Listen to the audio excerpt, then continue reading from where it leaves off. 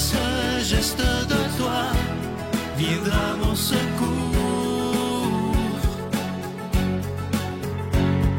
Viens semer dans mon âme le grain de l'amour. Je traverse un désert et je meurs de soif.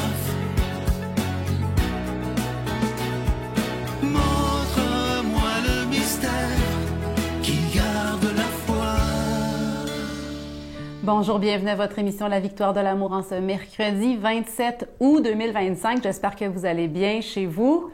En ce mercredi, jour de ma chronique, pour une vie qui rayonne, on va se révéler tous ensemble que Dieu est en nous. Bon, on le sait déjà, Dieu nous habite, mais à quel point, quand on retrouve notre enfant intérieur, quand on apprend à se connaître, quand on entre à l'intérieur de nous, Dieu se révèle.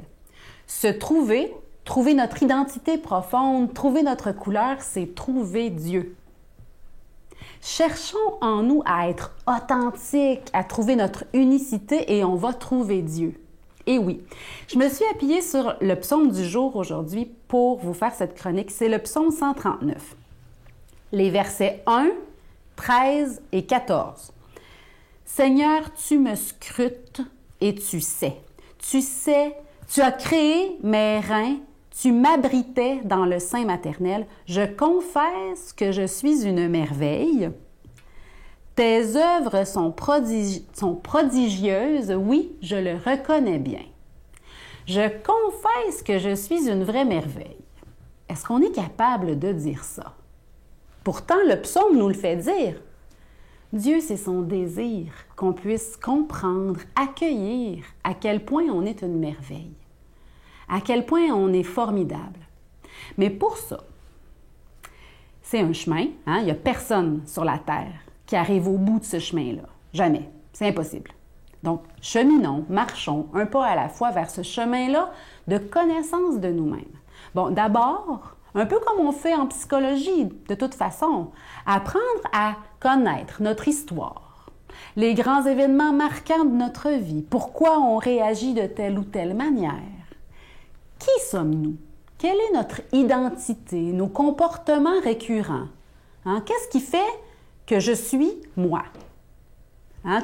Ah oui, ça c'est bien Geneviève, on la reconnaît, c'est comme ça qu'elle pense, c'est comme ça qu'elle agit. Hein? Bon, bien ça c'est moi. Et j'ai appris à entrer à l'intérieur pour faire le ménage.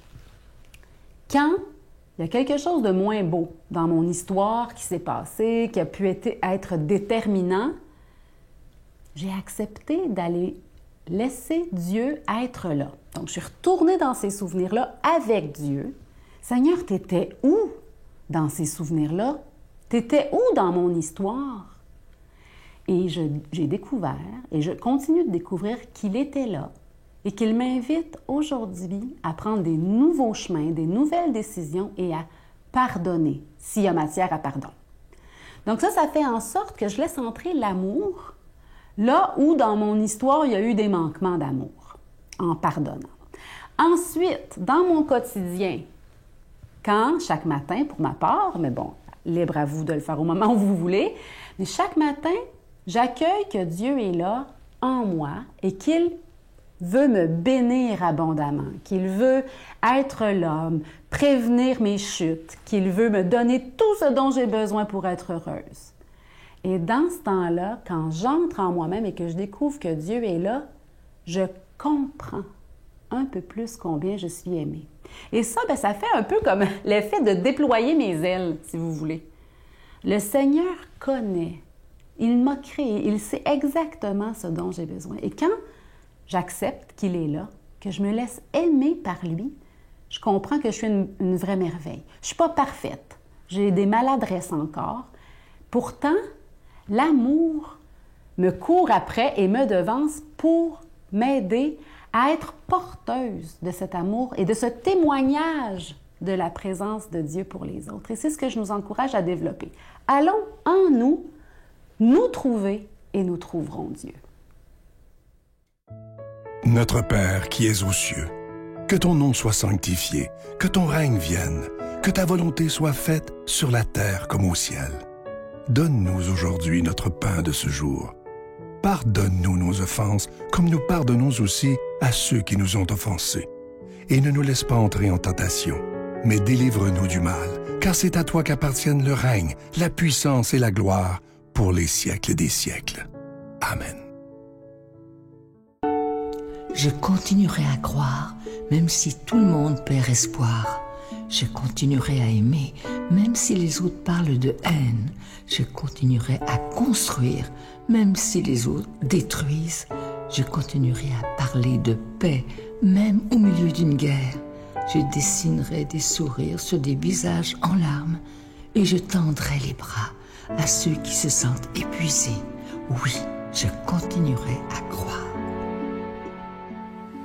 Encore une fois, je vous parle de ce magnifique chapelet qui est fabriqué, qui est en bois d'olivier, pardon, qui n'est pas fabriqué dans une usine, mais bel et bien à la main par des religieuses de Mexico. Et c'est fait dans une ambiance de paix, de prière, évidemment qu'ils sont déjà bénis. Je vous rappelle que vous recevrez ce chapelet avec un don de 25 $. Et si vous en voulez deux, avec un don de 40 $, parce que ça se donne tellement bien en cadeau. Je vous rappelle que vous recevrez également un reçu pour fin d'impôt. Et moi, je vais prendre le temps, comme je le fais de temps en temps, de vous dire...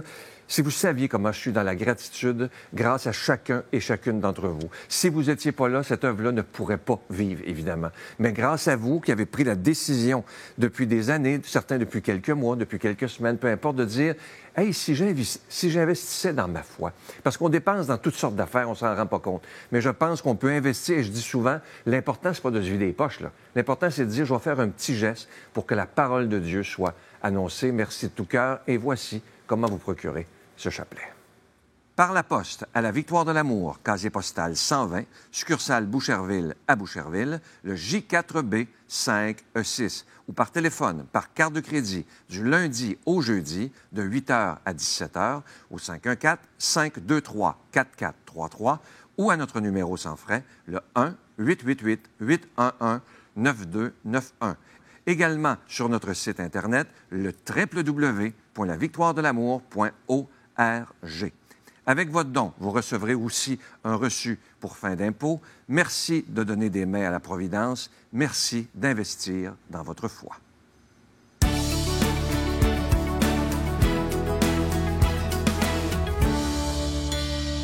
Mon Dieu, donnez-moi la sérénité d'accepter les choses que je ne peux changer, le courage de changer les choses que je peux et la sagesse d'en connaître la différence. Amen. On s'en va maintenant rejoindre l'abbé Emmanuel Zecchino pour l'homélie d'aujourd'hui.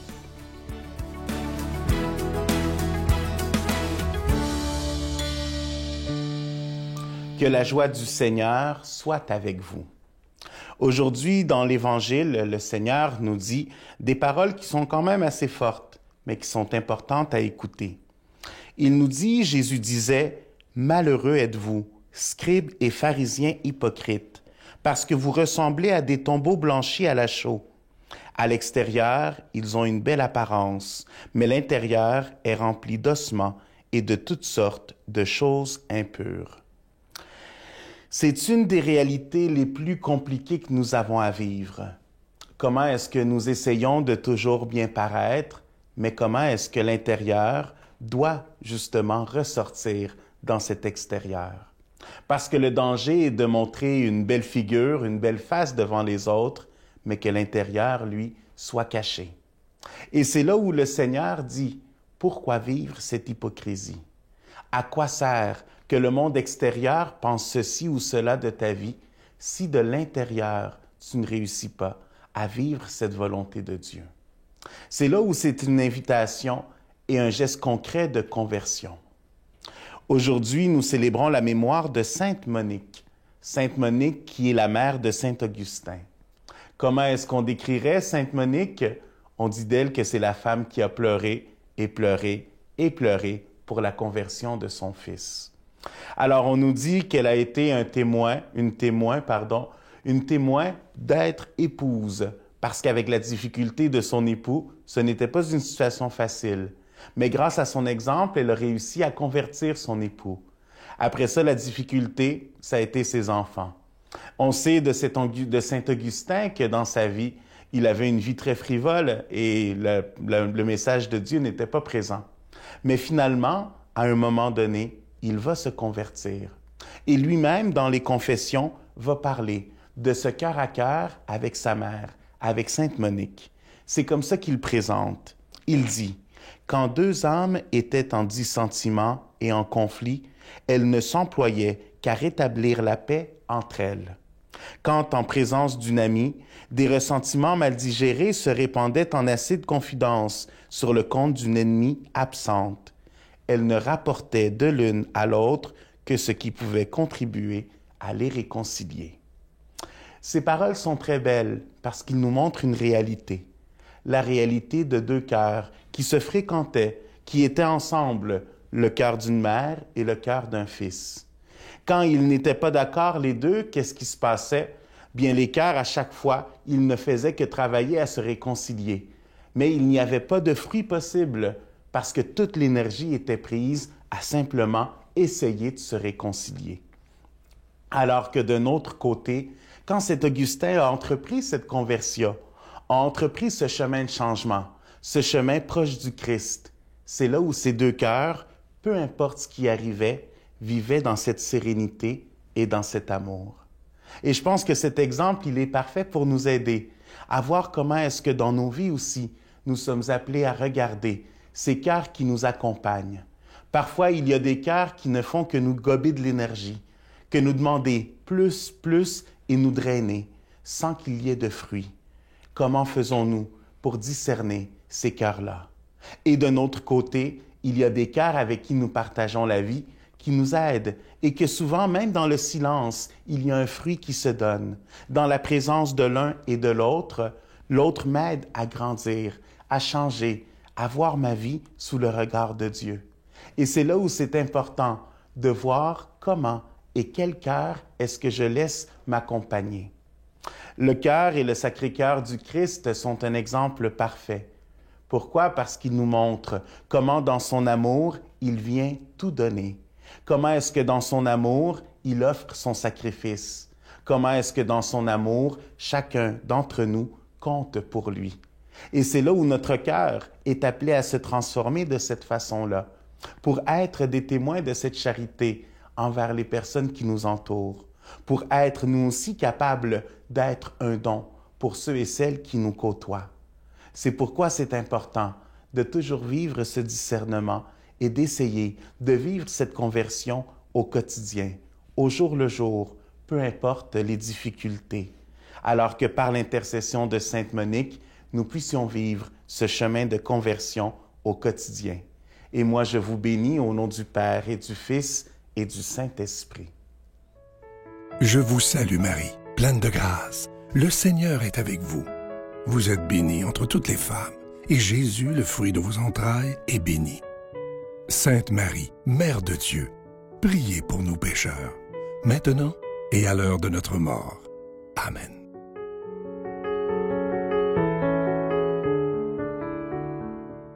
En cette dernière semaine du mois d'août, ça me fait plaisir de continuer de vous offrir, en échange de vos dons, ce magnifique chapelet en bois d'olivier fait à la main par des religieuses et il est déjà béni. On vous offre encore également le dernier livre de Martin Larocque. Je vous remercie pour votre soutien si précieux et votre collaboration. C'est grâce à vous qu'on peut continuer d'annoncer la bonne nouvelle de l'amour de Dieu à la télévision et sur Internet. Oui, c'est une collaboration d'être en mission comme ça dans notre monde d'aujourd'hui qui en a tant besoin. Merci. Bonne journée. Dieu, pour moi, est la réponse à toutes les questions que je ne peux pas répondre. Tu sais, chaque fois que je me demande pourquoi c'est arrivé cette chose, regarde le monde, tu sais, je me dis, il y a quelque chose qu'on ne comprend pas. Alléluia, Alléluia, je n'ai rien à t'offrir qui soit digne de ta majesté. Si ce n'est qu'un cœur chantant Alléluia.